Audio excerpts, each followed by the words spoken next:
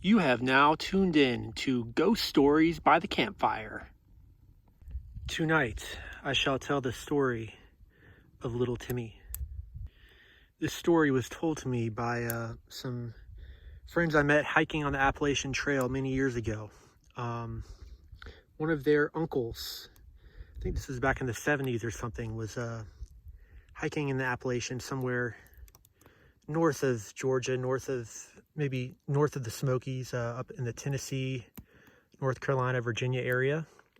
And they were hiking up there, and basically what happened was they were hiking the Appalachian Trail, and they stayed in a very remote area.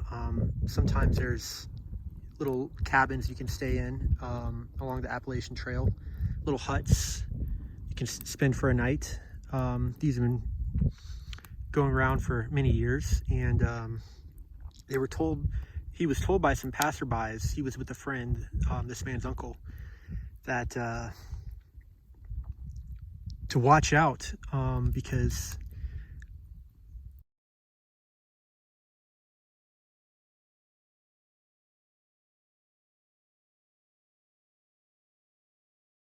and to tell this story properly, I have to start with Tim's story, little Timmy. Little Timmy was a hillbilly. He grew up in the hills of the Appalachians. Lived with his father and mother. He was an only child. And little Timmy's parents were very strict. They gave him certain responsibilities that he had to abide to. And these responsibilities included getting firewood and a whole host of other things, but I'm going to start mainly with the firewood. It was one of the things that Tim was responsible for. They lived with no electricity, so every night after a long day, Tim's dad told him that he had to have the fire burning by the time he got home. There had to be fire in the furnace or in the fireplace for warmth. And so that was one of his responsibilities every day. He had to chop wood and have the fire by night. So every day Tim would work his butt off doing all the chores, and then at the end of the day he always had to do the firewood. And basically what happened is one day, I don't know how old Tim was. He was young, pre-adolescent probably. But other than the firewood, Tim of course had hobbies. He had interests. He wanted to do other things other than work all the time. So one of the things Tim started getting interested in was carpentry.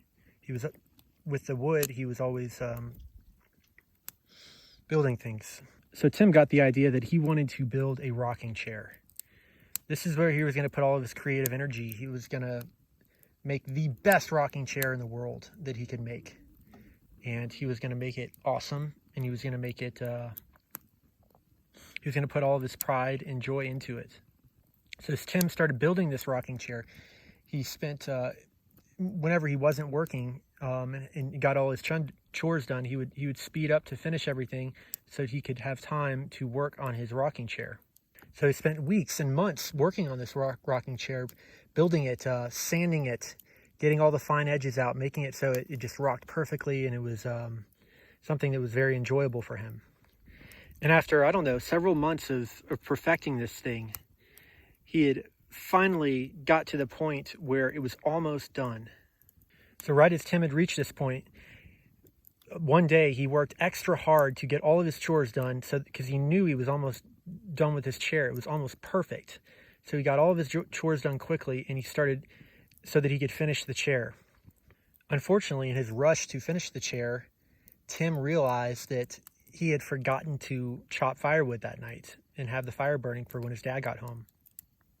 So when Tim realized this, he ran out to get wood, but unfortunately, all his supplies and stack were gone, and there was no wood readily available. So Tim was at a loss. He didn't know what he could do. Right at this time, his father arrived home from the long day, and his father realized to him that there was no wood burning in the stove, in the fireplace.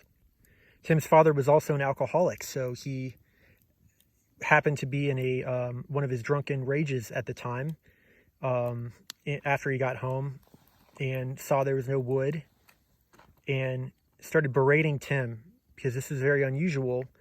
Not only was he in a bad mood, but Tim always made sure he had his chores done because he didn't want the wrath of his father to fall upon him. So in this particular night, Tim's father was furious. He got in a drunken rage and he started beating Tim. So in a fury, Tim's father grabs the chainsaw and takes it to the fire, to the rocking chair, and cuts it into pieces. Then he takes the rocking chair and throws it in the fire. And as Tim's father is beating him, he yells at him, "Keep your eyes open, keep your eyes open, keep your eyes open." Tim's father forces Tim to watch as his life and joy burns right before him, as he's being beaten. Tim says nothing. He's emotionless. He just takes it and watches as what he's been working on for the past few months slowly disintegrates in front of him. After his father is done beating him and forcing him to watch the rocking chair, Tim remains motionless and stays in that position, watching his rocking chair smolder throughout the night. The next day, things proceed as usual. His father leaves, goes back out again to do whatever he's doing, and again comes home the next night and sees there's no wood burning in the fireplace yet again. And he is yet again furious. He's in another drunken rage, and he's screaming, searching for Tim, and yelling for Timmy, "Where is the fire? Where is the fire?" But Tim isn't there. His father can't find him. He looks around, and his mother hadn't seen him, and there's nothing he can do. That night, his father goes to sleep, and in the middle of the night, he hears a chainsaw, the same chainsaw he used to cut up Timmy's rocking chair. It's a very distant noise at first, but they're out in the middle of nowhere. They're hillbillies. There's no one around, no people for miles that this could be coming from. So it's startling to his father to hear this chainsaw, and all of a sudden it starts getting louder and louder and louder. As the chainsaw noise gets louder and louder amongst his father awakens, startled, jumps out of bed, starts looking around, and then all of a sudden he hears loudly a scream, "Keep your eyes open, keep your eyes open." A couple of weeks later, after an absence of Tim's father, a neighbor shows up at Tim's house and finds both of his parents hacked into pieces with the words in blood written, "Keep your eyes open," above their bedroom. After this, the authorities were notified, and word is out that there was a murder, and no one knows what happened. Tim is nowhere to be found, and no one knows who could have killed Tim's parents. It was at this time that my friend who I'd met on the Appalachian Trail, his uncle was hiking there and heard of this murder. That somebody had killed two people in the mountains only several miles from where they were, and that they needed to pay attention because they didn't know what was happening. There could be a serial murderer on the loose. So as my friend's uncle and his friend were out camping in the Appalachian Trail, they stayed in one of the cabins right around this area, and they get there and everything's normal, and they hadn't heard anything or seen anything out of place. But very late into the night, probably 1-2 o'clock in the morning, they hear a very low humming noise. It's an electrical noise, something that sounds like some kind of machine, and there shouldn't be anyone in the area, so they're wondering what is this, because it's getting louder and louder. as the noise gets louder and louder and louder, it's like,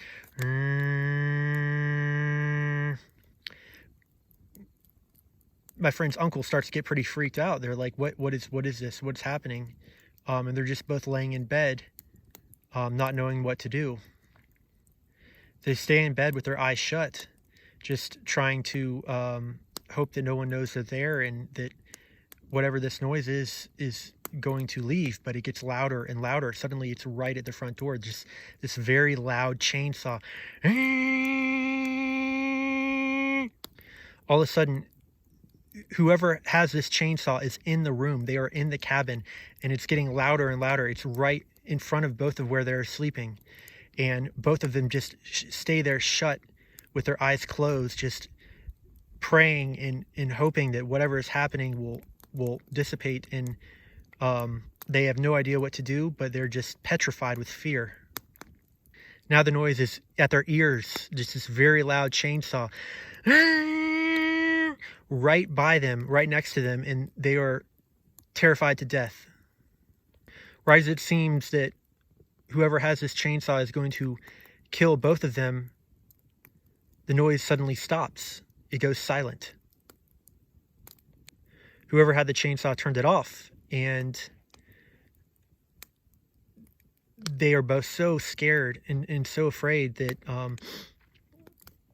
they stay in their sleeping bags and don't even move. They don't move a muscle. They haven't looked up the whole time. They're both just stone cold in their sleeping bags.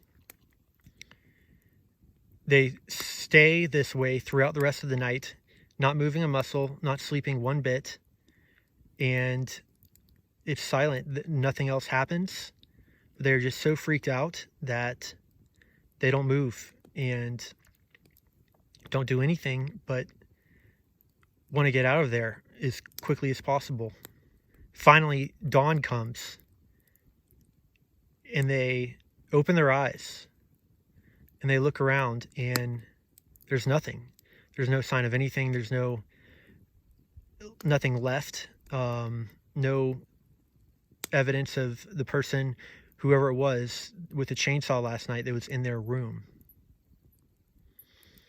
And so legitimately freaked out about this, my friend's uncle and his other friend decide they were going to get off the trail because it was too scary. They didn't know what was happening, and they both wanted out of there. So they grab their stuff and they start heading.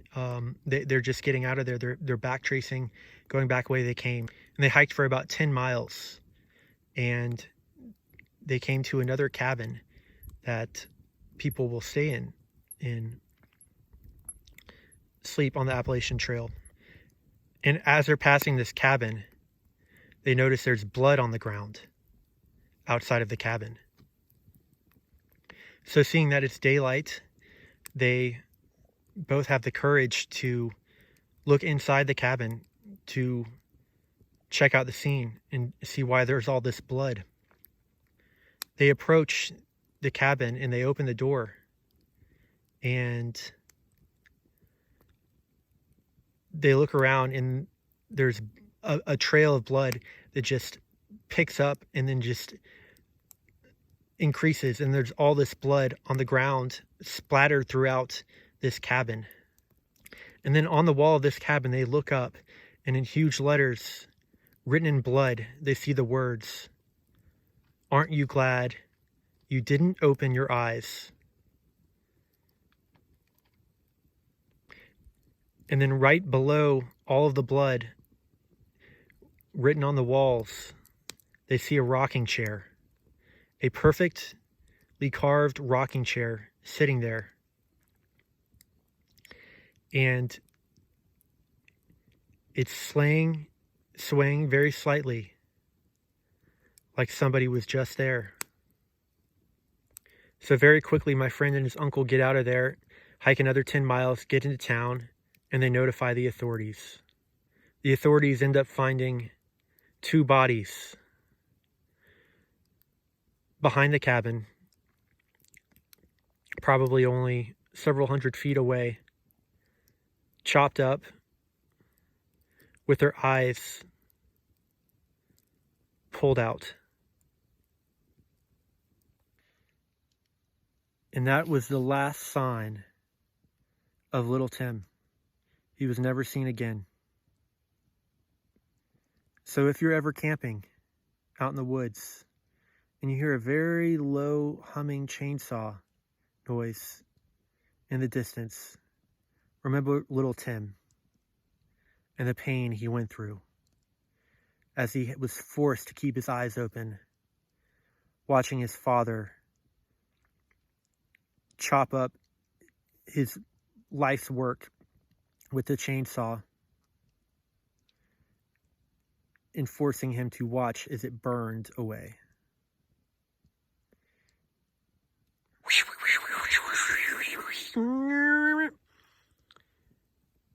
Thank you for listening to Ghost Stories by the Campfire.